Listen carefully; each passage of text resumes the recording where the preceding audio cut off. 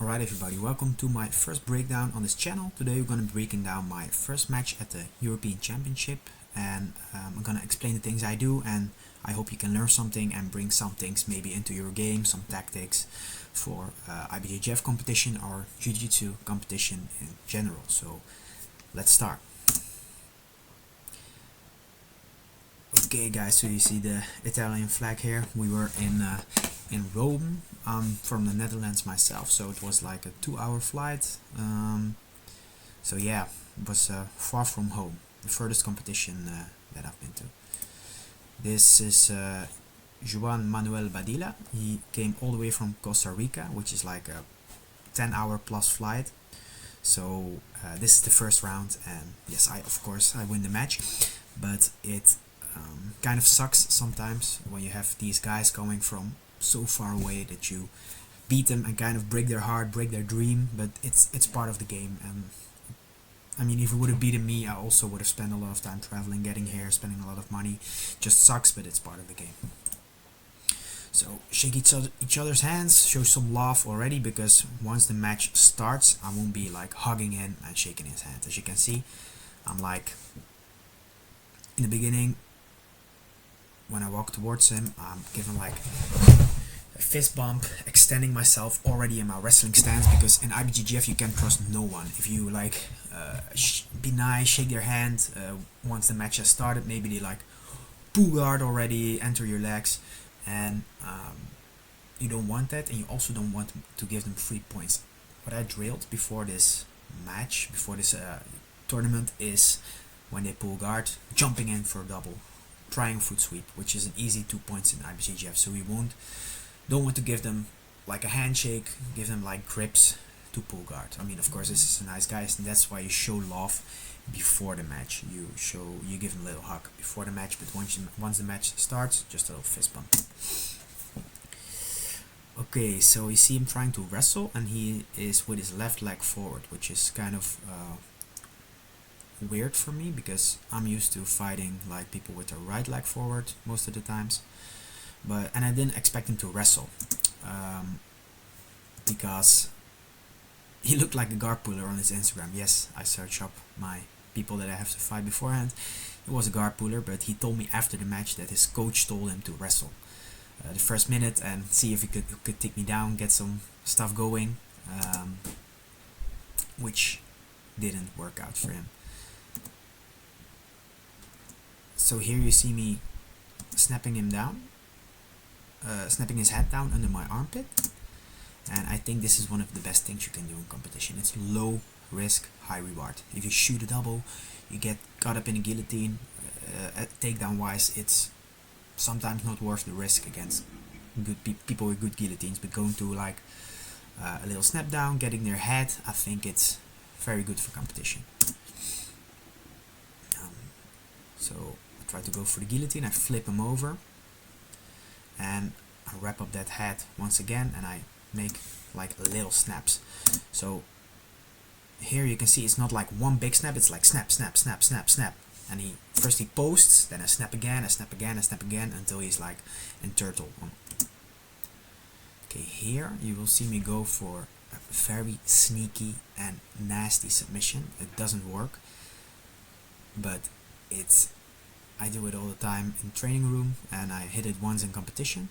It's like this short guillotine where I put this on his throat, and with my chest and belly I push his head into it. So as you can see, I do it on him, and I'm like dog walking him off the mat. So I will get an advantage for that, I think. Oh, I got 2 points for that, because it was a submission attempt and he ran out of the mat. Yes, okay. So now he pulls guard, and I immediately go into the body lock. So bam, you see he pulls guard, his elbows are kind of wide, which makes me get to the body lock, which is my strongest position, my strongest pass. I built my brand around it. If I get to the body lock, I will pass your guard 9 out of 10 times. So here, bam, I make a hip switch. He tries to turtle, and I step over the mount. So here you can see me crossing my ankles, and you don't see it that good, but I have like a grip on his head, on his jaw, and I use that against kipping escapes. So first I make him work a little bit. I'm not going immediately offensive, which you need to go to the high mount to get a little bit more offensive. So first I make him try to escape a couple of times from this position, which I know is very strong. A lot of people try to kick me off in training. Doesn't work, except one guy at Quicksand. Sebas, you know who you are. So here you see me looking at the clock, 5 minutes left, and I will start walking up those arms. Bit by bit. I know I probably won't isolate an arm right away. He will kip, he will get out, but it's a slow battle that I'm winning. It's a battle of attrition. I'm walking up those arms, he pulls them back, I'm on top. I have probably a lot more stamina, I train it very hard. It's a battle of attrition. I walk up those elbows, he brings them back. After I do that like 3 or 4 times, those elbows will stay up and his arms will stay isolated. So here you can see I have the grip on his head. He's hand fighting. I will get to the underhook probably. Bam, and I will walk up those arms again. He kips. We have a strong base. You see here, look, I have this grip underneath his jaw, which kind of locks me in place, because for the kipping escape they want to like start pushing me off and like kipping, of course. With this I just lock myself in place. He cannot push me off. You see, I have this grip, this anchor to them. You can also do it in the armpit here, so put this hand here, but I think around the jaw is a little bit of a stronger grip, because you flatten them out. They have no power. It's very good to stop the kipping escape. So here he keeps moving, but I stay in mount. And here you can see me going for a Ezekiel choke, and this is purely to get those elbows off his rib cage. I know the Ezekiel choke, it's kind of legit for if you do it on maybe a white belt or something.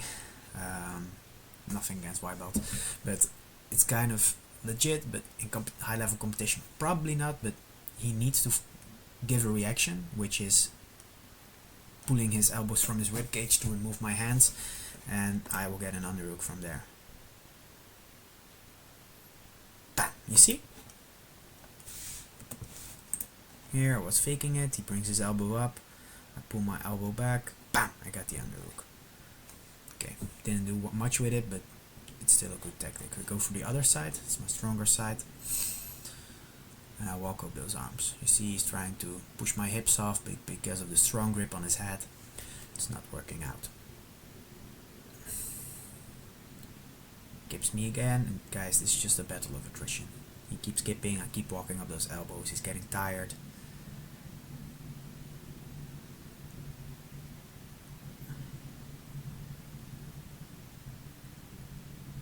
I keep walking up those elbows. I'm not in a hurry.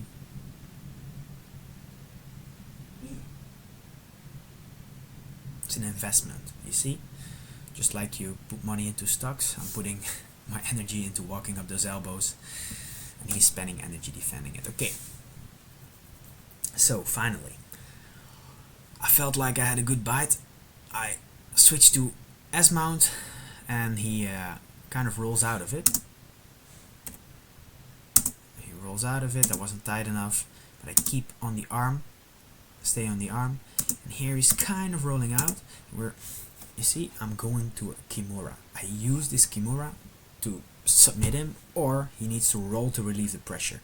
So he does a front roll, bam, and once he does the front roll, you can see it here, guys, bam, bam, bam, he's rolling out. I change the direction with the Kimura, and then I straighten his arm out and get the tap with 3 minutes left. As you can see, he's very sad, which I get, man. If I would have lost first round, I would have been absolutely devastated. But we talked afterwards. It was a good sport. He was a really, really great guy, all the way from Costa Rica. He told me afterwards, bro, I know you're gonna win, because I was coming to win and you beat me. So I didn't win, but I got a bronze medal. I didn't win the competition, but still nice. Alright, guys, thank you so much for watching. If you want me to break down your matches also and have one-on-one coaching, you can send me a DM on Instagram. It's here in the description. Also, there's a link. I will break down your matches. We have coaching calls. You can text me anytime, and you can DM me right now to see what's in it for you. If you want high level breakdowns, high level coaching, and some more direction in your training.